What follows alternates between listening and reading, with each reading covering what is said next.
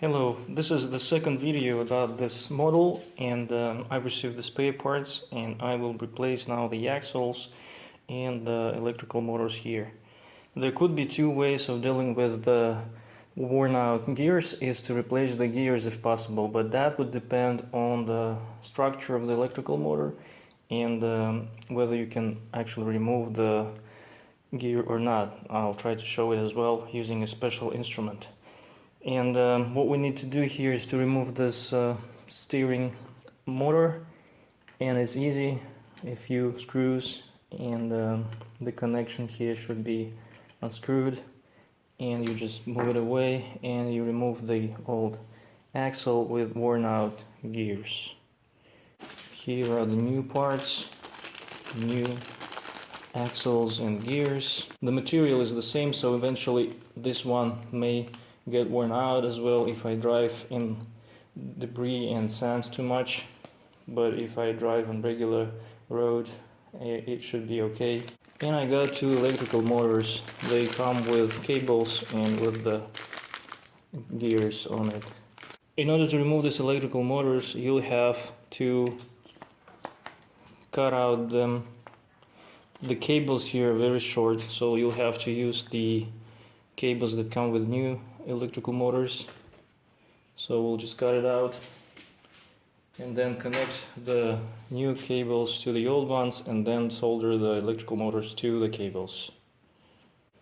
How do you know how to solder the new electrical motors to the cables?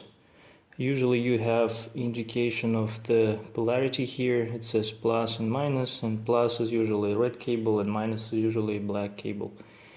If we look at the new electrical motor, you also have indications here, plus and minus, so you can just, without any extra checks with multimeters, you can just solder the cables to the electrical motor. Also, don't forget to remove this piece here that's attached to the electrical motor. It should go to the new electrical motor. The screws are full of debris and may not be easy to remove with the small screwdriver. You may need to try the bigger one. In this case I used the big one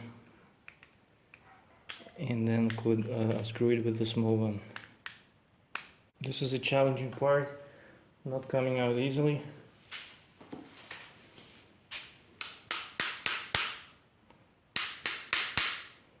You have to knock it out.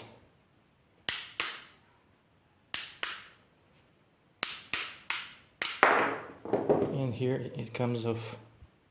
Now I'm going to connect the electrical motors with the cables here. The cables are very short, so I will try to remove the receiver from this body. I can see some plastic clips here, so if I try to remove it this way, it should come out.